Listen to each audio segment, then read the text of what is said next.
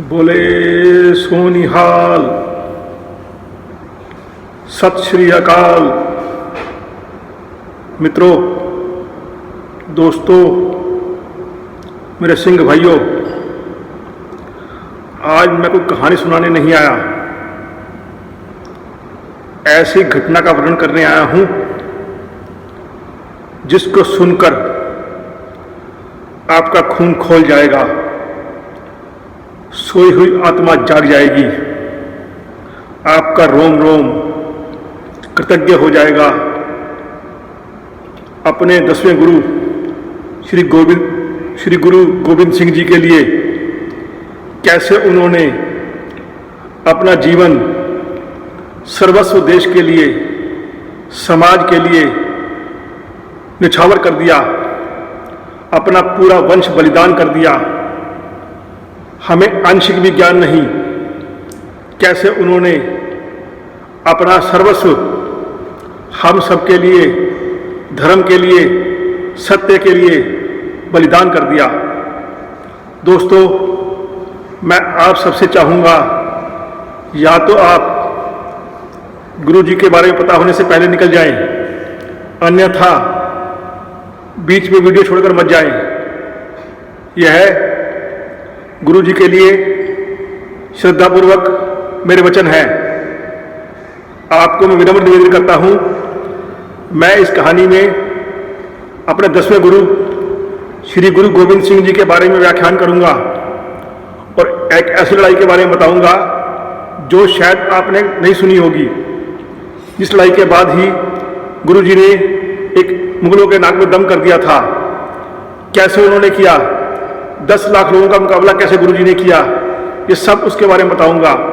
परंतु मेरी आप सबसे विनती है, अगर आप जाना चाहें तो जा सकते हैं, परंतु गुरु जी के बारे में शुरू होने के बाद आप सब ये कथा पूरी सुने, तभी आपको आनंद आएगा और गुरु जी के लिए श्रद्धा भी होगी। मैं अपने सिख भाइयों को, अपने दूसरे भाइयों को, सबको एक बार फिर विनम्र निवेदन करता हूं, आप जाना चाहें तो जा सकते हैं, परंतु गुरु जी के बारे में पता होने के बाद, शुरू होने के बाद आप कृपया ना जाएं। अब मैं शुरू करता हूं। गुरु गोविंद सिंह, जैसा कि आप सब जानते हैं, श्री गुरु गोविंद सिंह जी सिखों के 10वें गुरु हैं। ये आप सबको अच्छी तरह ज्ञान है। अपने पिता श्री गुरु तेग बहादुर जी की देह अवसान के बाद उन्होंने गुरु पद ग्रहण किया। इसके अलावा एक महान योद्धा, कवि, भक्त और आध्यात्मिक नेता हैं। उन्होंने बैसाखी के दिन ही खालसा पंथ की स्थापना की थी, जो सिखों के इतिहास का सबसे महत्वपूर्ण दिन माना जाता है। गुरु गोविंद सिंह जी ने सिखों के पवित्र ग्रंथ गुरु ग्रंथ साहिब जी को पूरा किया और उन्हें गुरु के रूप में सुशोभित किया। विचित्र नाटक को उनकी आत्मकथा माना जाता है। यही उनके जीवन के विषय में जानकारी का सबसे महत्वपूर्ण स्रोत है। यह 10वें ग्रंथ का एक भाग है। 10वां ग्रंथ गुरु गोविंद सिंह जी की कृतियों के संलग्न का नाम है। उन्होंने मुगलों और उनके सहयोगियों जैसे शिवालिक पहाड़ों के राजा के साथ 14 युद्ध लड़े। धर्म के लिए समस्त परिवार का बलिदान उन्होंने किया, जिसके लिए उन्हें सर्ववंशदानी भी कहा जाता है।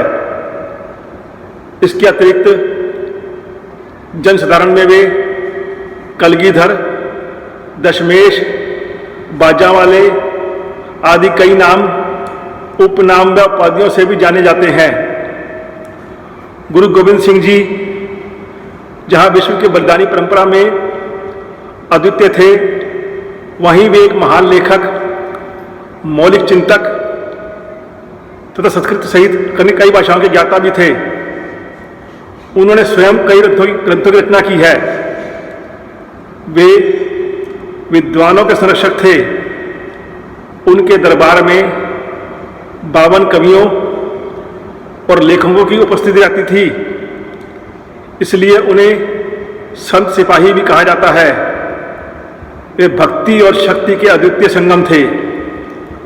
उन्होंने सदा प्रेम, एकता व भाईचारे का संदेश दिया। किसी ने गुरु जी का अहित करने की कोशिश भी की तो भी उन्होंने अपनी सहनशीलता, मधुरता, सौम्यता से उसे परास्त कर दिया।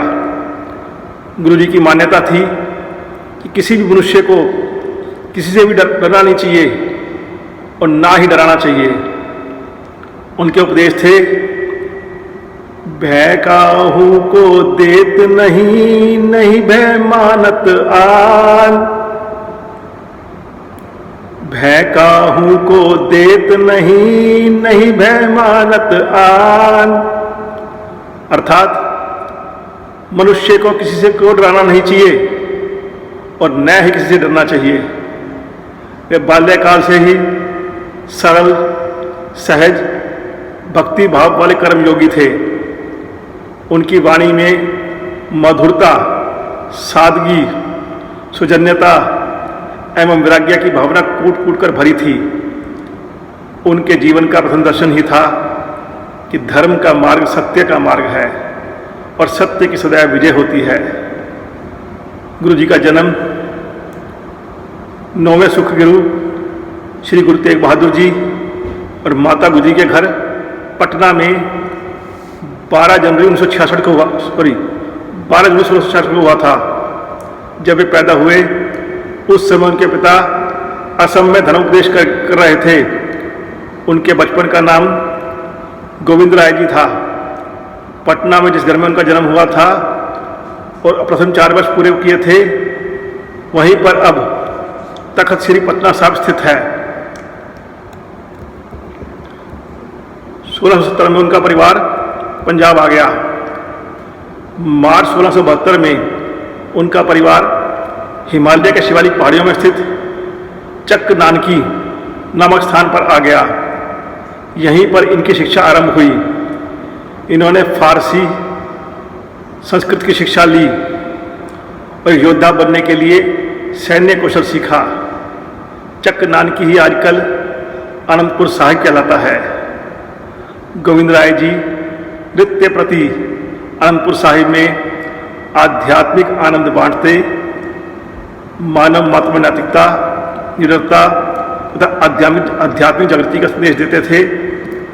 आनंदपुर साहिब वस्तुतः आनंद धाम ही था।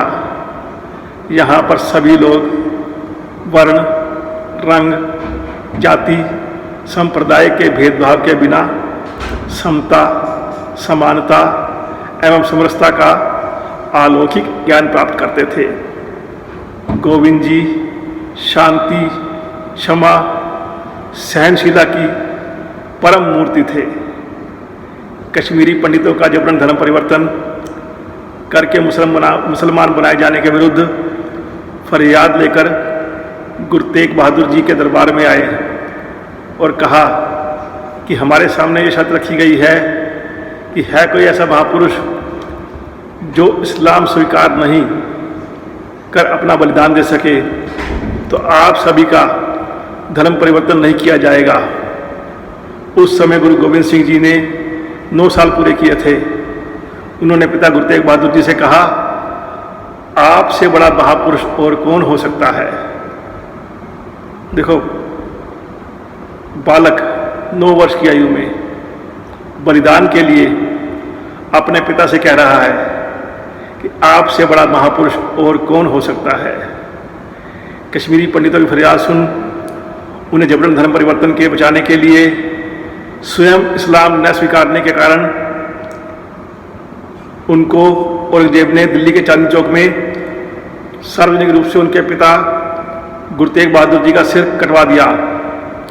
इसके पश्चात बैसाखी के दिन गोविंद सिंह सिखों के 10वें गुरु घोषित हुए। 10वें गुरु बनने के बाद ही उन्होंने शिक्षा जारी रखी। शिक्षा के अंतर्गत उन्होंने लिखना, पढ़ना, घुड़सवारी तथा सैन्य कौशल सीखे। 1684 में उन्होंने चंडी दीवार की रचना की। 1685 तक वे यमुना नदी के किनारे पैंवटा नामक स्थान पर रहे। गुरु गोविंद सिंह जी की 3 पत्नियां थीं।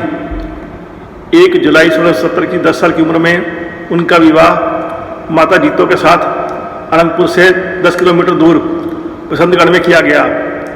उन दोनों के 3 पुत्र उत्पन्न हुए, जिनके नाम थे जुझार सिंह, जोरावर सिंह और फतेह सिंह। 14 अप्रैल 1684 को 17 वर्ष की आयु में उनका दूसरा विवाह माता सुंदरी के साथ अनंतपुर में हुआ। उनका एक बेटा हुआ, जिसका नाम था अजीत सिंह। 25 अप्रैल 1700 को 33 वर्ष की आयु में उन्होंने माता साहिब देवन से विवाह किया। वैसे उनका कोई संतान नहीं था, पर सिख धर्म की पन्नों पर उनका दौर भी बहुत प्रभावशाली रहा है। अप्रैल 1685 में सिरमौर के राजा मत प्रकाश के निमंत्रण पर गुरु जी ने अपने निवास को सिरमौर राज्य के पामट्टा शहर में स्थानांतरित कर दिया। सिरमौर राज्य के गैजेट के अनुसार राजा भीमचंद के साथ मतभेद के कारण गुरु जी को अनंतपुर साहब छोड़ने के लिए मजबूर किया गया और वे वहाँ से टोका शहर चले गए। मत प्रकाश ने गुरु जी को टोका से सिरमौर की राजधानी नाहन के लिए आमंत्रित किया। नाहन से वे पावटा के लिए रवाना हुए। मत प्रकाश ने गढ़वाल के राजा फतेह शाह के खिलाफ अपनी स्थिति मजबूत करने के उद्देश्य से गुरु जी को अपने राज्य में आमंत्रित किया था। राजा मत प्रकाश के अनुरोध पर गुरु जी ने पावटा में बहुत कम समय में अपने अनुयायियों की मदद से एक किले का निर्माण कराया, जो लगभग 3 साल के लिए रहे और कई ग्रंथों की रचना की। सन 1687 में नादौन की लड़ाई में गुरु गोविंद सिंह जी, भीमचंद व अन्य मित्रों की पहाड़ी राजाओं की सेनाओं ने आलिफ खान और उनके सहयोगियों की सेनाओं को हरा दिया था। गुरु गोविंद सिंह जी द्वारा रचित आत्मकथा विचित्र नाटक और भट्ट वाइस के अनुसार नादौन पर बने व्यास नदी के तट पर गुरु गोविंद सिंह जी 8 दिनों तक रहे और विभिन्न महत्वपूर्ण सैन्य प्रमुखों को दौरा किया। बंगानी के युद्ध के बाद रानी चंपा ने गुरु जी के अनंतपुर साहब वापस लौटने का अनुरोध किया, जिसे गुरु जी ने स्वीकार कर लिया। नवंबर 1688 में वापस अनंतपुर साहब पहुंच गए। 1695 में दिलावर खान, लाहौर का मुगल मुख्य, ने अपने बेटे हुसैन खान को अनंतपुर साहब पर हमले करने के लिए भेजा। मुगल सेना हार गई, हुसैन खान मारा गया। हुसैन की मृत्यु के बाद दिलावर खान ने अपने आदमियों जुझार हाड़ा और चंदेल राव को शिवालिक भेज दिया। हालांकि वे जसवाल के गढ़ सिंह से हार गए थे। पहाड़ी क्षेत्र में इस तरह के घटनाक्रम मुगल सम्राट औरंगजेब के लिए चिंता कारण बन गए और उस क्षेत्र में मुगल अधिकार बहाल करने के लिए सेना को अपने बेटे के साथ भेजा और वहां भी उस बेटे को भी हार के सामना करना पड़ा। अब खालसा पंथ की स्थापना कैसे हुई? गुरु जी ने गुरु गोविंद सिंह जी का नेतृत्व सिख समुदाय के इतिहास से बहुत कुछ नया लेकर आया। उन्होंने 1699 में बैसाखी के दिन खालसा, जो कि सिख धर्म के विधिवत दीक्षा प्राप्त अनुयायियों का एक सामूहिक रूप है, उसका निर्माण किया। सिख समुदाय की एक सभा में उन्होंने सबके सामने पूछा, कौन अपने सर का बलिदान देना चाहता है? उसी समय एक स्वयंसेवक इस बात के लिए राजी हो गया और गुरु जी से तंबू में ले गए। कुछ देर बाद जब वापस लौटे, एक खून लगे हुए तलवार के साथ, गुरु जी ने दोबारा उस भीड़ के लोगों से वही सवाल पूछा। उस प्रकार एक और व्यक्ति राजी हुआ और उसके साथ गए। वह तंबू से बाहर निकले तो खून से लथपथ तलवार थी। इस प्रकार 5वां स्वयंसेवक जब उनके साथ तंबू के भीतर गया, कुछ देर बाद गुरु गोविंद सिंह जी सभी जीवित सेवकों के साथ वापस लौटे और उन्होंने 5 प्यारे या 5 पहले खालसे का नाम दिया। बोले सोनिहाल, सत श्री अकाल। इसका अर्थ है सत्य यानी सत्य, श्री एक सम्मान सूचक शब्द है। अकाल अर्थ है समय से रहित यानी ईश्वर, इसलिए इसका मतलब है ईश्वर ही अंतिम सत्य है। 10वें गुरु श्री गोविंद सिंह जी के द्वारा यह जयकारा हम सिख भाइयों को दिया गया। इसका अर्थ है जो व्यक्ति यह कहेगा कि ईश्वर ही अंतिम सत्य है, उस पर ईश्वर का आशीर्वाद चिरकालिक रहेगा। उसके बाद गुरु गोविंद सिंह जी ने एक लोहे का कटोरा लिया और उसमें पानी और चीनी मिलाकर दुधारी तलवार से घोलकर अमृत का नाम दिया। पहले 5 खालसा के बनाने में बाद उन्हें 6वां खालसा का नाम दिया गया, जिसके बाद उनका नाम गुरु गोविंद राय से गुरु गोविंद सिंह रख दिया गया। उन्होंने 5 ककारों का महत्व खालसा के लिए समझाया और कहा, केश, कंघा, कड़ा, कृपान, कचेरा। इस प्रकार खालसा पंथ की स्थापना हुई और गुरु जी ने खालसा पंथ का विधिवत स्थापित किया। गुरु गोविंद सिंह जी के बारे में लाला दौलत राय जी, जो कट्टर आर्य समाजी थे, लिखते हैं, मैं चाहता तो स्वामी विवेकानंद, स्वामी दयानंद, परमहंस आदि के बारे में काफ़ी कुछ लिख सकता था, परंतु मैं उनके बारे में नहीं लिख सकता, जो कि पूर्ण पुरुष नहीं है। मुझे पूर्ण पुरुष के सभी गुण गुरु गोविंद सिंह जी में मिलते हैं। अतः लाला दौलत राय ने गुरु गोविंद सिंह जी के बारे में पूर्ण नामक एक अच्छी पुस्तक का विवेचन किया। इसी प्रकार मोहम्मद अब्दुल लतीफ़ भी लिखता है, जब मैं गुरु गोविंद सिंह जी के व्यक्तित्व के बारे में सोचता हूँ तो मुझे समझ नहीं आता कि उनके किस पहलू का वर्णन करूँ। वे कभी मुझे महाधराज लगते हैं, कभी महादानी, कभी फकीर नज़र आते हैं, कभी गुरु नज़र आते हैं। सिखों के 10 गुरु हैं। ये तो हो गई आपको जो मैंने बताया श्री गुरु गोविंद सिंह जी के बारे में अल्प वर्णन।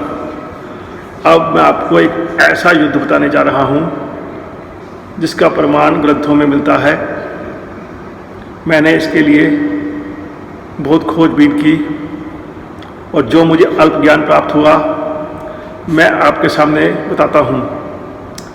इस युद्ध के बाद ही गुरु गोविंद सिंह जी ने मुगल सल्तनत को हिलाकर रख दिया था। ये कोई सामान्य युद्ध नहीं था। हमारा दुर्भाग्य है, हमें इस युद्ध के बारे में बहुत कम बताया गया, बहुत कम ज्ञान है। मैं चाहता हूँ इसके बारे में आप सुने और कैसे पराक्रम से गुरु जी ने मुगलों के नाकों में चने चबा दिए थे, सुने। ये युद्ध है चमकौर का युद्ध, चमकौर का युद्ध, चमकौर का युद्ध। 1704 में 21, 22 और 23 दिसंबर को गुरु गोविंद सिंह जी और मुगलों की सेना के बीच पंजाब के चमकौर में लड़ा गया था। गुरु जी 20 दिसंबर की रात आनंदपुर साहब छोड़कर 21 की शाम को चमकौर पहुंचे थे। उनके पीछे मुगलों की एक भारी भरकम विशाल सेना, जिसका नेतृत्व वजीर खान कर रहा था, 22 तारीख की सुबह चमकौर पहुंच गई। वजीर खान को हुक्म था गुरु जी को जीवित या अमृत पकड़ना है और यही सोचकर वो 10 लाख के सैनिक लेकर आया था। चमकौर के युद्ध में गुरु जी की सेना में उनके पास उनके 2 बड़े साहिबजादे अजीत सिंह एवं जुझार सिंह और 40 अन्य सिंह थे। इन 43 लोगों ने मिलकर ही वजीर खान की आधी से ज़्यादा सेना का विनाश कर दिया था। वजीर खान गुरु गोविंद सिंह जी को पकड़ने में असफल रहा, लेकिन इस युद्ध में गुरु जी ने अपने दोनों पुत्रों साहिबजादा अजीत सिंह व साहिबजादा जुझार सिंह और 40 सिंह भी शहीद हो गए। गुरु जी का इस युद्ध में वर्णन अविस्मरणीय है।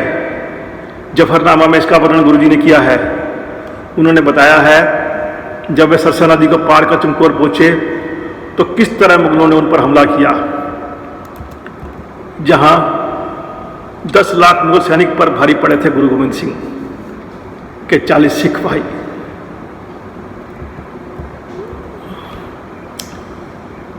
इस युद्ध में सिखों के 10वें गुरु गोविंद सिंह जी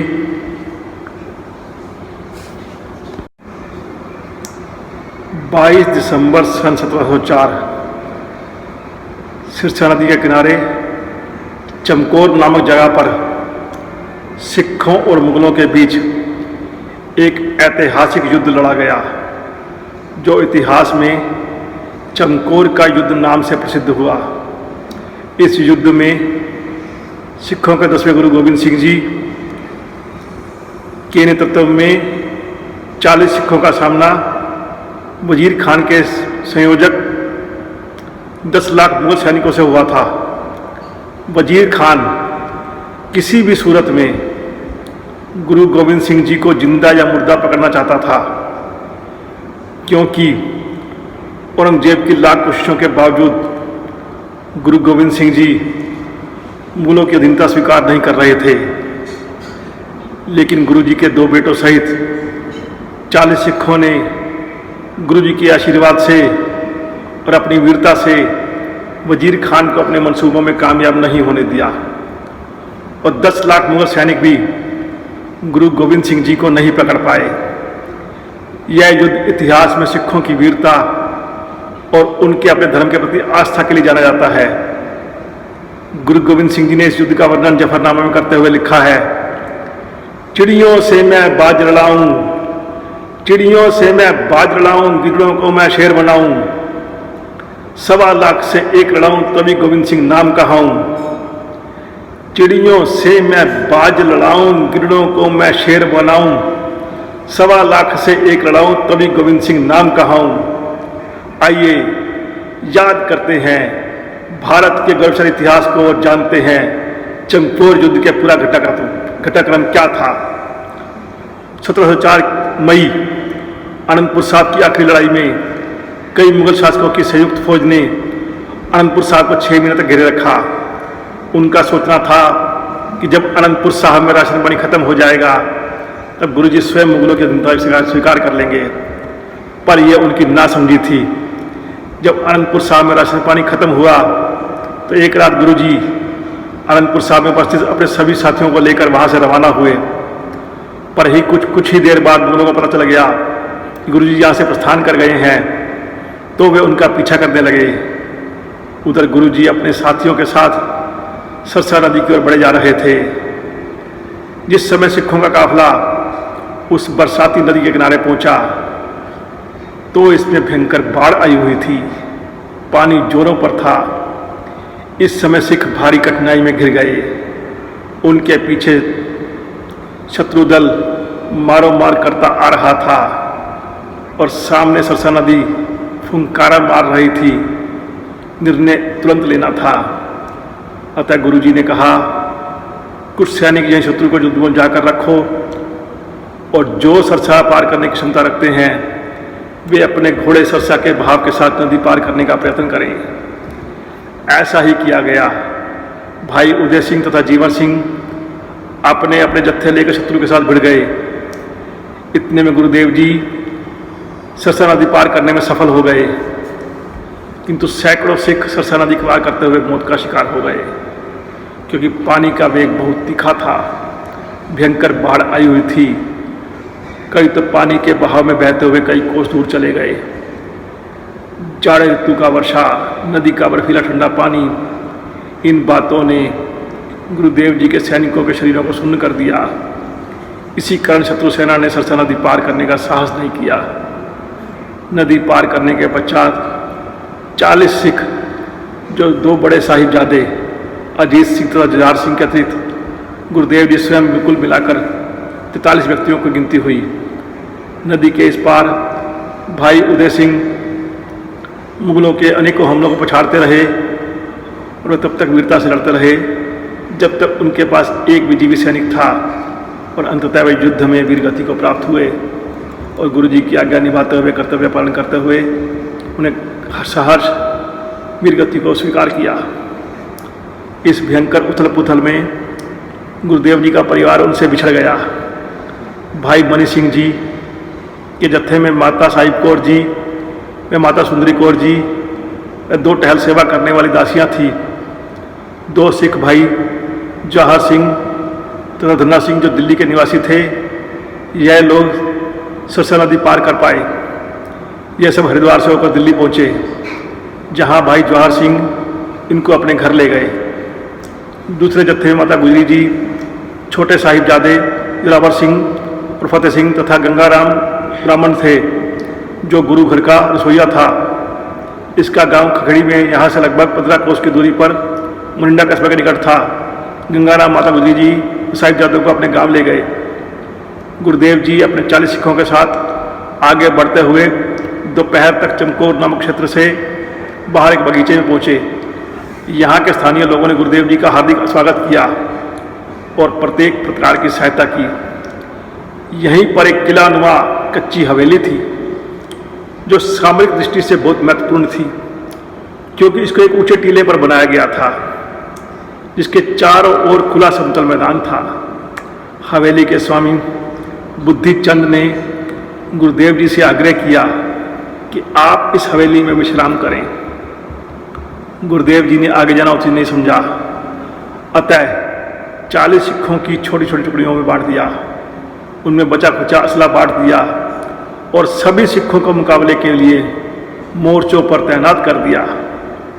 अब सभी को मालूम था कि मृत्यु निश्चित है, परंतु खालसा सैन्य का सिद्धांत था कि शत्रु के समक्ष हथियार नहीं डालने, केवल वीरगति प्राप्त करनी है।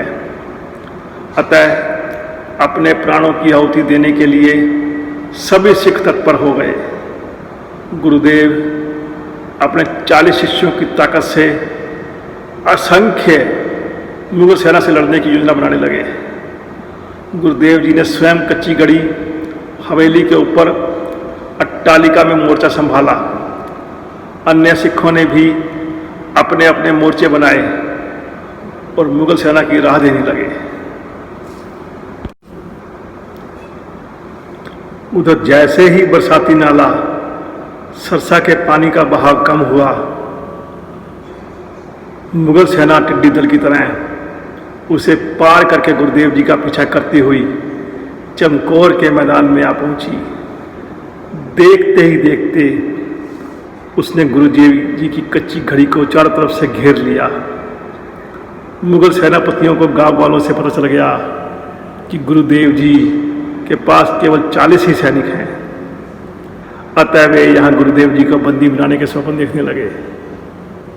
सरहंद के नवाब वजीर खान ने भोर होते ही मुनादी करवा दी कि यदि गुरुदेव जी अपने आप को साथियों सहित मुगलिया प्रशासन के हवाले करें तो उनकी जान बख्शी जा सकती है। इस मुनादी के उत्तर में गुरुदेव जी ने मुगल सेनाओं पर तीरों की बौछार कर दी। इस समय मुकाबला 40 सिखों का लगभग 10 लाख की गिनती में मुगल सैन्य बल के साथ था। इस पर गुरुदेव जी ने एक एक सिख को 1.25 लाख के साथ लड़ने की सौगंध खाई हुई थी। इस सौगंध को भी विश्व के समक्ष क्रियान्वित करके प्रदर्शन करने का शुभ अवसर आ गया था। दिसंबर 22 सन 1704 संसार का अनोखा युद्ध आरंभ हो गया। आकाश में घनघोर बादल थे, धीमी धीमी बूंदाबांदी हो रही थी। वर्ष का सबसे छोटा दिन होने के कारण सूर्य देव भी बहुत देर से उदय हुआ था। कड़ाके की शीतलहर चल रही थी, किंतु गर्मजोशी थी। तो कच्ची हवेली में आश्रय लिए हुए बैठे गुरुदेव जी के योद्धाओं के हृदय में कच्ची गढ़ी पर आक्रमण हुआ। भीतर से तीरों और गोलियों की बौछार हुई। अनेक मुगल सैनिक हताहत हुए। दोबारा सशक्त धावे का भी यही हाल हुआ। मुगल सेनापतियों को अविश्वास होने लगा था कि कोई 40 सैनिकों की सहायता से इतना सबल नहीं बन सकता। सिख सैनिक लाखों की संख्या में घिरे निर्भय भाव से लड़ने मरने का खेल खेल रहे थे। उनके पास जब गोला बारूद और बाण समाप्त हो गए, किंतु मुगल सैनिकों की गढ़ी के समीप भी जाने की हिम्मत नहीं हुई, तो उन्होंने तलवार और भाले का युद्ध लड़ने के लिए मैदान में निकलना आवश्यक समझा। सर्वप्रथम भाई हिम्मत सिंह जी को गुरुदेव जी ने आदेश दिया कि वह अपने साथियों सहित 5 का जत्था लेकर रण क्षेत्र में जाकर शत्रु से जूझे। तभी मुगल जनरल नाहर खान ने सीढ़ी लगाकर गढ़ी पर जरने का प्रकाश किया, किंतु गुरुदेव जी ने उसको बाणों से भेद कर चित्त कर दिया। एक और दर्देल ख्वाजा महमूद अली ने जब साथियों को मरते हुए देखा तो वह दीवार की ओर से भाग गया। गुरुदेव जी ने उसका उस बुजदिली के कारण अपनी रचना में मरदूद करके लिखा है।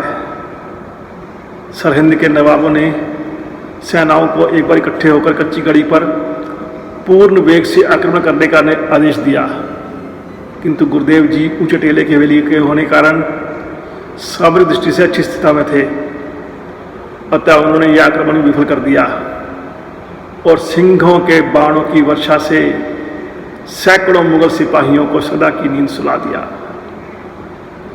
सिखों के जत्थे ने गढ़ी से बाहर आकर बढ़ रही मुगल सेना को करारे हाथ दिखलाए। गढ़ी की ऊपर की अटारी से गुरुदेव जी स्वयं अपने योद्धाओं की सहायता शत्रुओं पर बाण चलाकर कर रहे थे। घड़ी भर खूब लोहे पर लोहा बजा, सैकड़ों सैनिक मैदान में ढेर हो गए। अंततः 5 सिख सेवक भी शहीद हो गए। फिर गुरुदेव जी ने 5 सिखों का दूसरा जत्था गढ़ी से बाहर रण क्षेत्र में भेजा। इस जत्थे ने भी आगे बढ़ते हुए शत्रुओं के छक्के छुड़ाए और उनको पीछे धकेल दिया और शत्रुओं का भारी जानी नुकसान करते हुए स्वयं भी शहीद हो गए। इस प्रकार गुरुदेव जी ने रणनीति बनाई और 5 के जत्थे बारी बारी रण क्षेत्र में भेजने लगे। जब 5वां जत्था शहीद हो गया तो दोपहर का समय हो गया था। सरहिंद के नवाब वजीर खान की हिदायतों का पालन करते हुए जनरल हदायत खान, इस्माइल खान, फुलाद खान, सुल्तान खान, असमाल खान, जहान खान, खलील खान और भूरे खान एक बारगी सेनाओं को लेकर गढ़ी की ओर बढ़े। सबको पता था कि इतना बड़ा हमला रोक पाना नामुमकिन है, इसलिए अंदर बचे सिखों ने गुरुदेव जी के सम्मुख प्रार्थना की कि वे साहिबजादे साहिब युद्ध क्षेत्र से कहीं और निकल जाएं। यह सुनकर गुरुदेव जी ने सिखों से कहा, तुम कौन से साहिबजादों की बात करते हो? तुम सभी मेरे ही साहिबजादे हो। गुरुदेव जी का यह उत्तर सुनकर सभी सिख आश्चर्य में पड़ गए। गुरुदेव जी के बड़े पुत्र अजीत सिंह पिताजी के पास जाकर अपनी युद्ध कला के प्रदर्शन की अनुमति मांगने लगे। गुरुदेव जी ने सहर्ष उन्हें आशीष दी और अपना कर्तव्य पूरा करने की प्रेरित किया। साहिबजादा अजीत सिंह के मन में कुछ कर गुजरने के जज्बे थे। युद्ध कला में निपुणता थी, बस फिर क्या था। वह अपने 4 अन्य सिखों को लेकर गढ़ी से बाहर आए और मुगलों की सेना पर ऐसे टूट पड़े जैसे शार्दुल मृग शावकों पर टूटता है। अजीत सिंह जिधर बढ़ जाते उधर सामने पड़ने वाले सैनिक गिरते, कटते और भाग जाते थे। 5 सिखों के जत्थों ने सैकड़ों मुगलों की सेनाओं को काल का ग्रास बना दिया। अजीत सिंह ने अविस्मरणीय वीरता का प्रदर्शन किया, किंतु एक एक ने यदि हजार भी मारे हों तो सैनिकों के सागर में से चिड़िया की चोंच भर नीर ले जाने से क्या कभी आ सकती है, जो कि अपार सैनिक सागर था। साहिबजादा अजीत सिंह को छोटे भाई साहिबजादा जुझार सिंह ने जब शहीद होते देखा तो उसने गुरुदेव जी से रण क्षेत्र में जाने की आज्ञा मांगी। गुरुदेव जी ने उसकी पीठ थपथपाई और अपने किशोर पुत्र को रण क्षेत्र में 4 अन्य सैनिकों के साथ भेजा। गुरुदेव जी जुझार सिंह को रण क्षेत्र में जूझते हुए को देखकर प्रसन्न होने लगे और उसके युद्ध के कौशल को देखकर जयकार के ऊंचे स्वर में नारे बुलंद करने लगे। जो बोले सो निहाल, सत श्री अकाल। जुझार सिंह शत्रु सेना के बीच गिर गए, किंतु उन्होंने वीरता का जोहर दिखलाते हुए वीरगति पाई। इन दोनों योद्धाओं की आयु क्रमशः 18 वर्ष व 14 वर्ष की थी। वर्षा अथवा बादलों के कारण सांझ हो गई। वर्ष का सबसे छोटा दिन था। कड़ाके की सर्दी पड़ रही थी। अंधेरा होते युद्ध रुक गया। गुरु साहब ने दोनों साहिबजादों को शहीद होते देखकर ईश्वर के समक्ष धन्यवाद शुक्राने की प्रार्थना की और कहा, तेरा तुझको सौंपते क्या लागे मेरा, तेरा तुझको सौंपते क्या लागे मेरा। शत्रु अपने घायल अत्वमृत सैनिक के शरीरों को उठाने में चक्रव्यूह में फंस गया और चारों ओर अंधेरा छा गया। इस समय गुरुदेव जी के पास 7 सिख सैनिक बच रहे थे और स्वयं कुल मिलाकर 8 की गिनती पूरी होती थी। मुगल सेनाएं पीछे हटकर आराम करने लगी। उन्हें अभी संदेह बना हुआ था गढ़ी के भीतर पर्याप्त संख्या में सैनिक मौजूद हैं। रही रास के पाठ का समय हो गया था, अतः सभी सिखों ने गुरुदेव जी के साथ मिलकर पाठ किया। तत्पश्चात गुरुदेव जी ने सिखों को चढ़ती कला में रहकर जूझते हुए शहीद होने के लिए प्रोत्साहित किया। सभी ने शीश झुकाकर आदेश का पालन करते हुए प्राणों की आहुति देने की शपथ ली, किंतु उन्होंने गुरुदेव जी के चरणों में प्रार्थना की कि यदि आप समय की नजाकत को मद्देनजर रखते हुए एक कच्ची गढ़ीनुमा हवेली त्याग कर कहीं चले जाएं तो हम बाजी जीत सकते हैं, क्योंकि हम मर गए तो भी कुछ नहीं बिगड़ेगा, परंतु आपकी शहीदी के बाद पंथ का क्या होगा। देखो वो दोस्तों, ये है सिख धर्म के अनुयायी। सिख, सिंह, सिख का मतलब क्या होता है, क्यों कहते हैं सिखो? सिखो मतलब सीखो, कुछ समझो, कुछ ज्ञान प्राप्त करो, कुछ सीखो। सीखो इनसे कैसे पंथ की स्थापना हुई, सीखो इनसे कैसे इन्होंने अपने गुरु के आज्ञा का पालन किया, कैसे गुरु की चिंता की, और गुरु जो इनके साथ विद्यमान हैं कैसे इनका ध्यान रख रहे हैं, कैसे इनका मान सम्मान बढ़ा रहे हैं। यहीं पर गुरु गोविंद सिंह जी ने इनको सिंह का नाम दिया था। और वाकई ही देखो, वो ये सिंह नहीं, ये महासिंह बनकर निकले। इन्होंने सामने सैनिकों को जो टिड्डी दल की तरह था काट काट कर चकनाचूर कर दिया, सब खत्म कर दिए। परंतु कितने काटते, कितने हजारों लाखों, तो भी सामने अपार सैन्य सागर था। उन सबको ये समझ में आ गई कि बहुत मुश्किल हो जाएगा अब इनको बचाना, इनसे बचना। इसलिए सबने हाथ जोड़कर विनम्र निवेदन किया, गुरुजी आप कहीं और चले जाएं, आप रहेंगे तो पंथ रहेगा, आप हमारे जैसे लाखों सिख फिर पैदा कर सकते हैं, परंतु हम सब मिलकर भी एक गुरु नहीं उत्पन्न कर सकते। इस प्रकार उन्होंने कहा कि आप हवेली छोड़कर चले जाएं, हम बाजी जीत जाएंगे, क्योंकि हम अगर मर भी गए तो कुछ नहीं बिगड़ेगा, परंतु आपकी शहीदी के बाद पंथ का क्या होगा। इस प्रकार तो श्री गुरु नानक देव जी का लक्ष्य संपूर्ण नहीं हो पाएगा। यदि आप जीवित रहे तो हमारे जैसे हजारों लाखों की गिनती में सिख आपकी शरण में एकत्र होकर फिर से आपके नेतृत्व में संघर्ष प्रारंभ कर देंगे। गुरुदेव जी तो दूसरों को उपदेश देते थे, आब की आद निदान बने, अति है रण में तब जूझ मरो।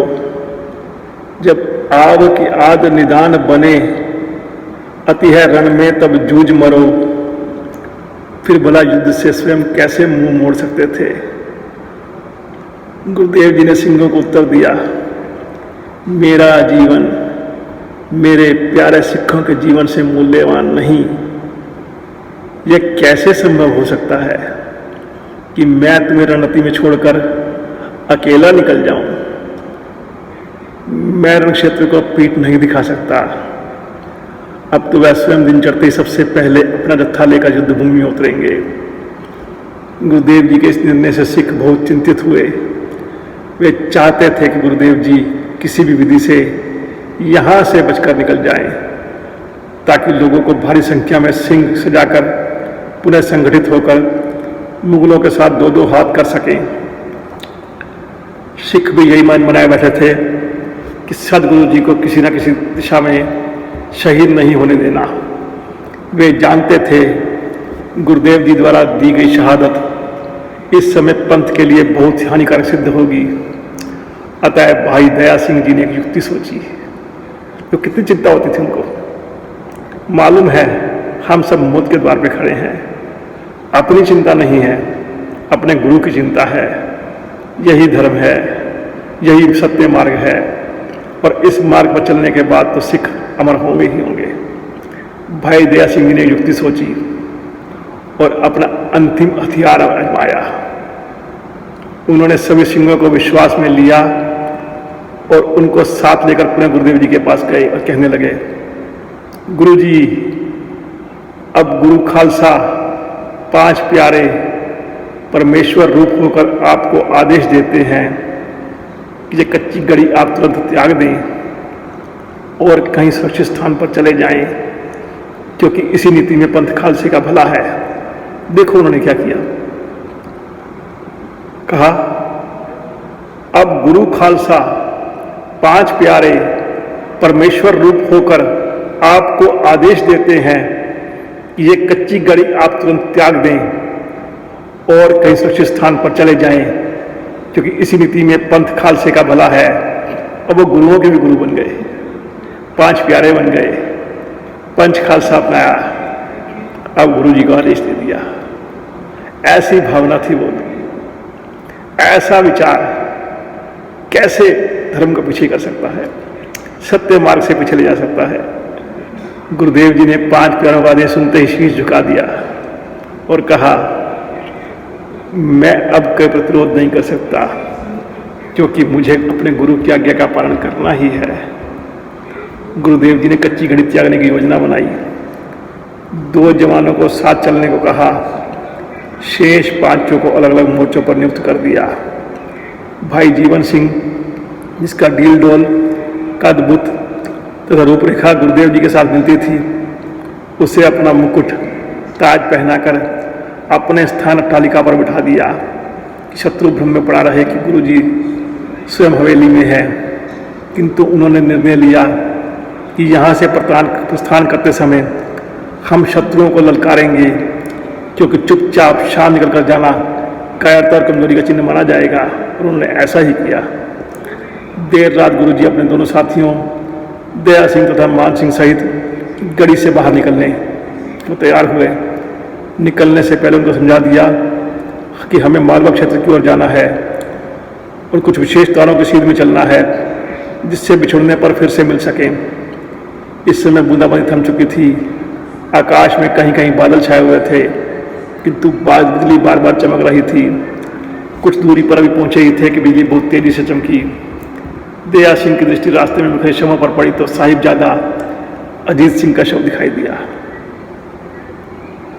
कितना मार्मिक दृश्य होगा। चारों तरफ शव ही शव हैं, खून की नदियां बह रही हैं, दुश्मन चारों तरफ फैला हुआ है। तभी अपना साहिबजादा, गुरु जी का साहिबजादा अजीत सिंह का शव दया सिंह की दृष्टि पर पड़ा। उसने गुरुदेव जी से अनुरोध किया, यदि आप आज्ञा दें तो मैं अजीत सिंह के पार्थिव शरीर पर अपनी चादर डाल दूं। देखो कितने भाव हैं। और गुरु जी ने क्या उत्तर दिया। उस समय गुरुदेव जी ने दया सिंह से प्रश्न किया, आप ऐसा क्यों करना चाहते हैं? दया सिंह ने उत्तर दिया, गुरुदेव, पिताजी, आपके लाडले बेटे अजीत सिंह का शव है। गुरुदेव ने फिर पूछा, वे मेरे पुत्र नहीं जिन्होंने मेरे एक संकेत पर अपने प्राणों की आहुति दे दी? दया सिंह के पास कोई विकल्प नहीं था, उसको उत्तर हाँ में देना पड़ा। इस पर गुरुदेव जी ने कहा, ये तुम सभी सिंहों के शवों पर एक एक चादर डाल सकते हो तो ठीक है, इसके शव पर भी डाल दो। भाई दया सिंह जी गुरुदेव जी के त्याग और बलिदान को समझ चुके थे और तुरंत आगे बढ़ गए। योजना अनुसार गुरुदेव जी और सिख अलग अलग दिशा में कुछ दूरी पर चले गए और वहां से ऊंचे स्वर में आवाजें लगाई, पीरे हिंद जा रहा है, किसी की हिम्मत है तो पकड़ ले। और साथ ही मशालचियों को तीर मारे, जिससे उनकी मशालें नीचे कीचड़ में गिरकर बुझ गई और घना अंधेरा छा गया। पुरस्कार के लालच में शत्रु सेना आवाज में सीध में भागी और आपस में भिड़ गई। समय का लाभ उठाकर गुरुदेव जी और दोनों सिंह अपने लक्ष्य की ओर बढ़ने लगे और यह नीति पूर्णतः सफल रही। इस प्रकार शत्रु सेना आपस में टकरा कर कट मरी। अगले सुबह प्रकाश होने पर शत्रु सेना को भारी निराशा हुई क्योंकि हजारों असंख्य शवों में केवल 35 शव सिखों के थे। उनमें भी उनको गुरुदेव जी गुरु गोविंद सिंह जी कहीं दिखाई नहीं दिए। क्रोध में आकर शत्रु सेना ने गढ़ी पर पुनः आक्रमण कर दिया। असंख्य शत्रु सैनिकों के साथ जूझते हुए अंदर के 5 सिख वीर गति को प्राप्त हुए। भाई जीवन सिंह जी जब शहीद हुए, उन्हें शत्रु को झांसा देने के गुरुदेव जी की वेशभूषा धारण की हुई थी। शव को देखकर मुगल सेनापति बहुत प्रसन्न हुए और अंत में गुरु मार ही लिया गया यह कहकर नाचने लगे। परंतु गुरुओं को कौन मार सका है। जल्दी उनको मालूम हो गया कि यह शव किसी अन्य व्यक्ति का है और गुरु जी तो सक्षत निकल गए। मुगल सत्ताधारियों का यह करारी शपथ थी कि कश्मीर, लाहौर, दिल्ली और सरहद की समस्त मुगल सैनिक शक्ति 7 महीने अनंतपुर साहब का घेरा। मुगल सत्ताधारियों को यह करारी शपथ थी कि कश्मीर, लाहौर, दिल्ली और सरहद की समस्त मुगल शक्ति 7 महीने अनंतपुर साहब का घेरा डालने के बावजूद भी न तो गुरु गोविंद सिंह जी को पकड़ सकी और न ही सिखों से अपनी अधीनता स्वीकार करवा सकी। सरकारी खजाने के लाखों रुपए खर्च हो गए, लाखों की संख्या में फौजी मारे गए। मुगल अपने लक्ष्य में सफलता प्राप्त न कर सके। चमकोर बोलेगा, यह गर्दन कट तो सकती है मगर झुक नहीं सकती। यह गर्दन कट तो सकती है मगर झुक नहीं सकती। कभी चमकोर बोलेगा, कभी सरहद की दीवार बोलेगी। कभी चमकोर बोलेगा, कभी सरहद की दीवार बोलेगी। मित्रों, इतिहास में गुरु गोविंद सिंह जी एक विलक्षण क्रांतिकारी संत व्यक्तित्व हैं। गुरु गोविंद सिंह जी ने संपूर्ण राष्ट्र के उत्थान के लिए संघर्ष के साथ सद्निर्माण का रास्ता अपनाया। गुरु जी केवल आदर्शवादी नहीं थे,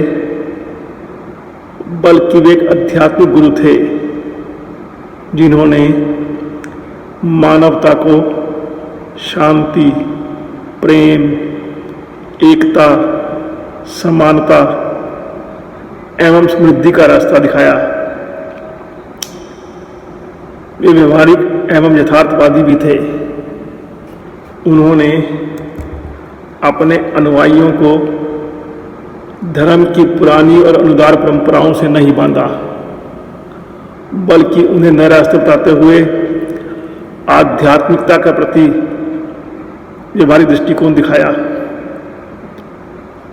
सन्यासी जीवन के संबंध में गुरुजी ने कहा, एक सिख के लिए संसार से विरक्त होना आवश्यक नहीं है तथा अनुरक्ति भी जरूरी नहीं है, किंतु व्यवहारिक सिद्धांत पर सदा कर्म करते रहना परम आवश्यक है। गुरु गोविंद सिंह जी ने कभी भी जमीन, धन संपदा, राजसत्ता प्राप्ति या यश प्राप्ति की लड़ाइयां नहीं लड़ी। उनकी लड़ाई होती थी अन्याय, अधर्म एवं अत्याचार और दमन के खिलाफ। युद्ध के बारे में वो कहते थे कि जीत सैनिकों की संख्या पर निर्भर नहीं, उनके हौसले एवं दृढ़ इच्छा शक्ति पर निर्भर करती है। जो नैतिक व अच्छे सच्चे असूलों के लिए लड़ता है वह धर्म योद्धा होता है, तो ईश्वर उससे अवश्य विजय बनाते हैं। गुरु जी की लड़ाई सिद्धांतों और आदर्शों में लड़ाई गई थी। इन आदर्शों के युद्ध में जूझ मरने एवं लक्ष्य प्राप्ति हेतु वे ईश्वर से वर मांगते थे। देहि शिवावर मोह इहे शुभ कर्मण ते कब हूं न टरो, देहि शिवावर मोह इहे शुभ कर्मण ते कब हूं न टरो। गुरु गोविंद सिंह जी ने समूचे राष्ट्र के उत्थान के लिए संघर्ष के साथ साथ निर्माण का रास्ता अपनाया। सती प्रथा, बाल विवाह, बहुविवाह, लड़की पैदा होते ही मार डालना, ऐसी बुराइयों के खिलाफ आवाज बुलंद की। एक महान कर्म प्रणेता, अद्वितीय धर्मरक्षक, ओजस्वी वीर रस के कवि के साथ साथ संघर्षशील वीर योद्धा भी थे। उनमें भक्ति और शक्ति, ज्ञान और वैराग्य, मानव समाज का उत्थान और धर्म और राष्ट्र के नैतिक मुद्दों की रक्षा हेतु त्याग एवं बलिदान की मानसिकता से ओतप्रोत अटूट निष्ठा तथा दृढ़ संकल्प की अद्भुत प्रधानता थी। तभी स्वामी विवेकानंद जी ने गुरु जी के त्याग एवं बलिदान का विश्लेषण करने के पश्चात कहा कि ऐसे ही व्यक्तित्व के आदर्श सदैव हमारे सामने रहना चाहिए। गुरु जी द्वारा खालसा पंथ की स्थापना देश के चौमुखी उत्थान की व्यापक कल्पना थी। बाबा बुड्ढा जी ने गुरु गोविंद सिंह जी को मीरी और पीरी दो तलवारें बनाई थी। एक आध्यात्मिकता प्रति थी तो दूसरी नैतिकता यानी संसारिकता की।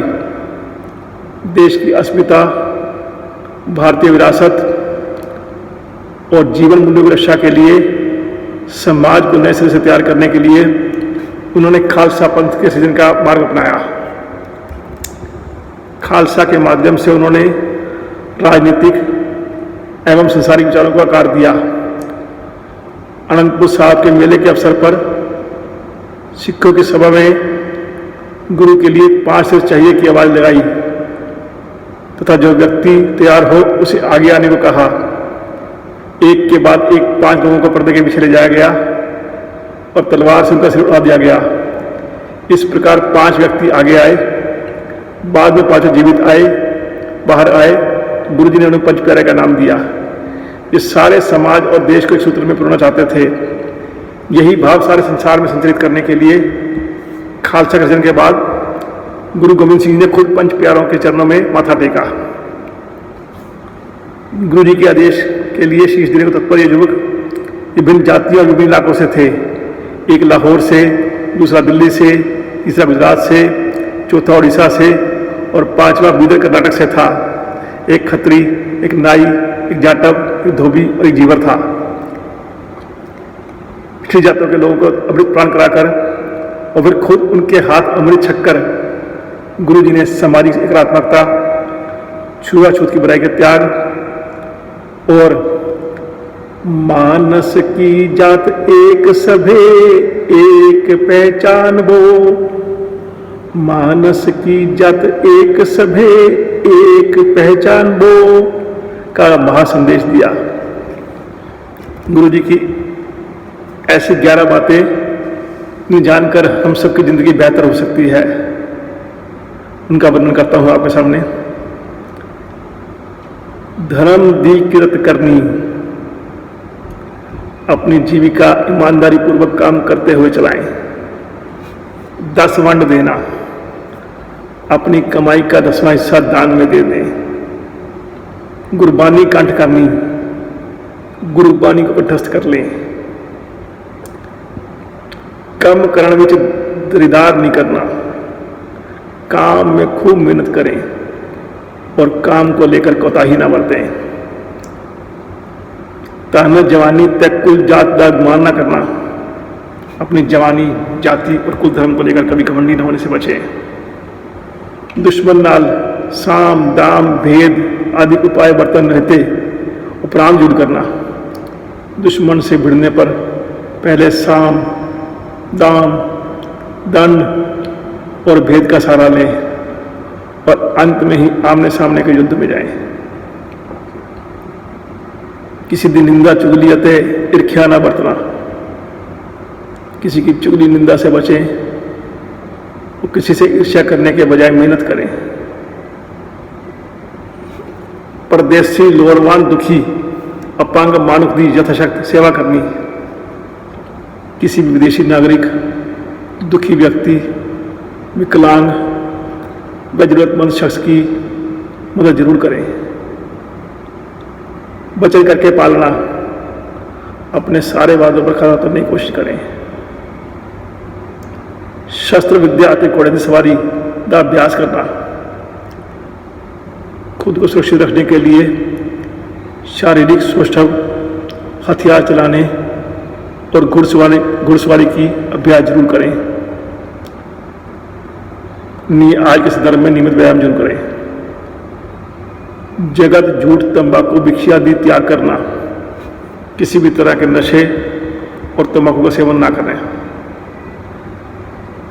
यही श्री गुरु गोबिंद सिंह जी की खालसा वाणी है। वाहेगुरु जी दा खालसा, वाहेगुरु जी दी फतेह।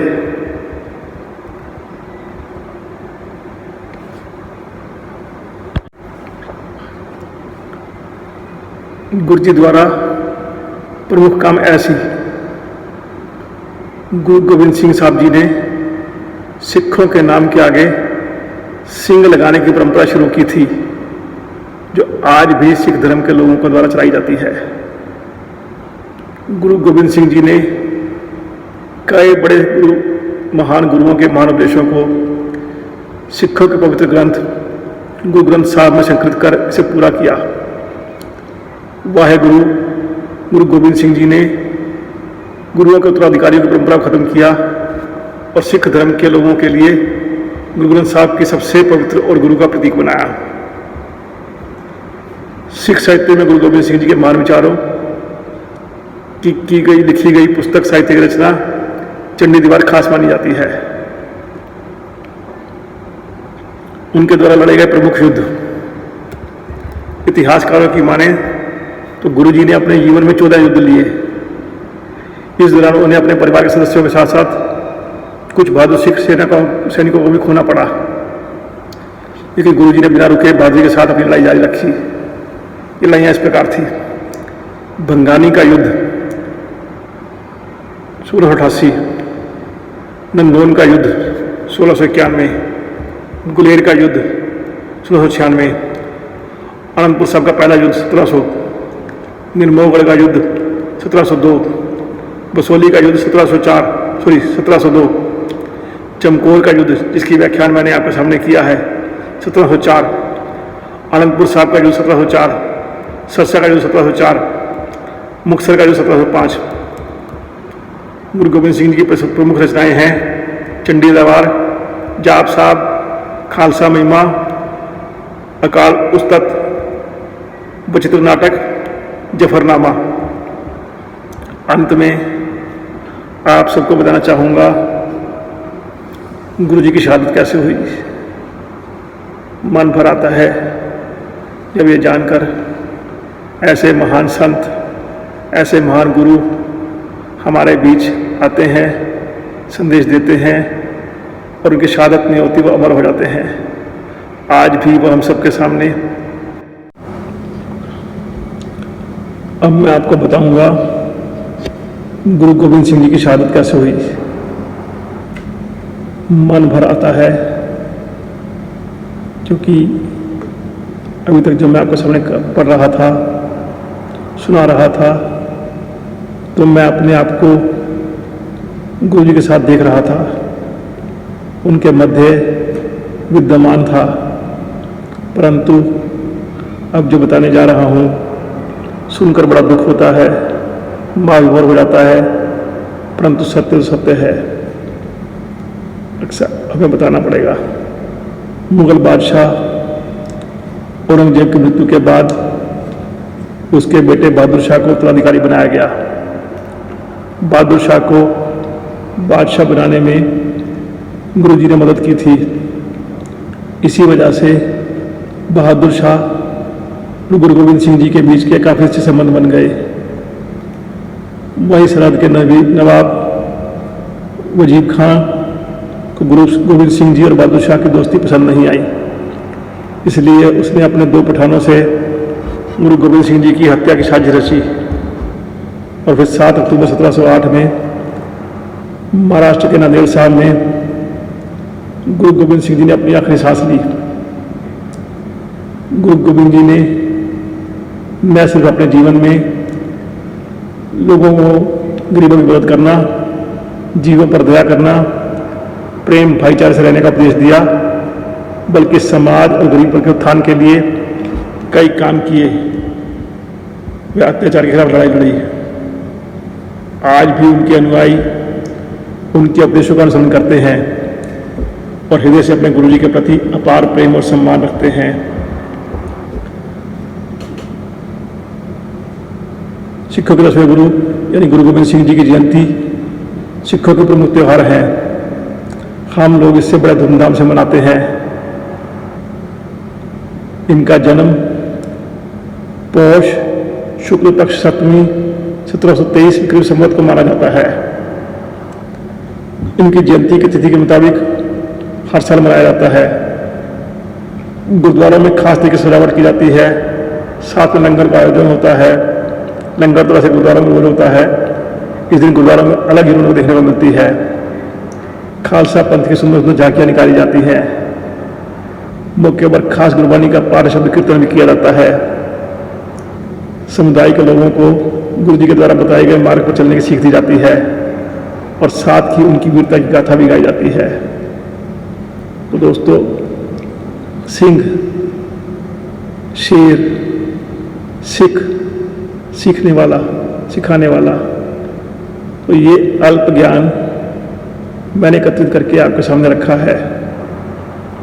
मैं जानता हूँ मेरा ज्ञान कहीं ना कहीं गलत भी हो सकता है, क्योंकि सबका माध्यम कोई ना कोई सोशल मीडिया, गूगल, कुछ ग्रंथ या कहीं ना इधर उधर से इकट्ठा करना है। परंतु आप उन गलतियों से अनभिज्ञ होकर उनकी ओर ध्यान न देकर मैंने जो आपसे कहा है, जो बताया है गुरु जी के संस्मरण के बारे में, उनको ध्यान दें, उनके बारे में जानें। कैसे महान हमारे 10वें गुरु श्री गुरु गोविंद सिंह जी साहब हुए हैं, जिन्होंने खालसा पंथ की स्थापना की। मैं चाहता हूँ जैसे आज सिख धर्म विश्वव्यापी सेवा में लगा हुआ है, हम सब भी सेवा भाव करते हुए उस धर्म की, गुरु जी की आज्ञा का अनुसरण करें। आप देखते होंगे सिख धर्म में कोई भी कार्य छोटा या बड़ा नहीं होता। सभी सिख बंधु गुरुद्वारे में कार सेवा करने के लिए तत्पर रहते हैं। कार सेवा में कोई काम छोटा या बड़ा नहीं होता। मन में कोई भाव नहीं होता। सब गुरु जी के सिख होते हैं, उनके बंदे होते हैं। देखो, सब मिलकर एक साथ काम करते हैं, कोई जाति भेदभाव नहीं होता। मैं चाहता हूँ ऐसी सद्भावना समाज में उत्पन्न हो, सब लोग मिलकर एक रहें, गुरु जी के बताए हुए रास्ते पर चलें और सिख धर्म का अनुयायी बने। ऐसा मेरा मानना है। सिख धर्म में एक महानता है, सेवा करने से पीछे नहीं हटते। कहीं भी कोई दुर्गम रास्ता हो, दुर्गम कार्य हो, अपनी जान की बाजी लगाकर वो सेवा करने में आगे रहते हैं। ऐसा ही धर्म हर धर्म में सिखाया जाता है, परंतु हम लोग ऊंच नीच के चक्कर में आकर उसको भूल जाते हैं। मेरा मानना है कि आप सब इस बारे में जानें और अधिक ज्ञान प्राप्त करें और धर्म के अनुयायी खालसा पंथ को, सिखों को बताए हुए मार्ग पर चलें। धन्यवाद दोस्तों। सत श्री अकाल। आशा है आपको मेरी कहानी, मेरा ज्ञान अच्छा लगा होगा। हो सके तो मेरा चैनल सब्सक्राइब करें और इसको अधिक से अधिक वितरित करें। ये ज्ञान को मेरे लिए नहीं था, आपके लिए नहीं था, ये पूरे संसार में समस्त प्राणियों को बांटने के लिए है। आप इस धर्म के बारे में जितना ज्ञान वितरित करेंगे, मुझे उतनी प्रसन्नता होगी। आपका अपना भाई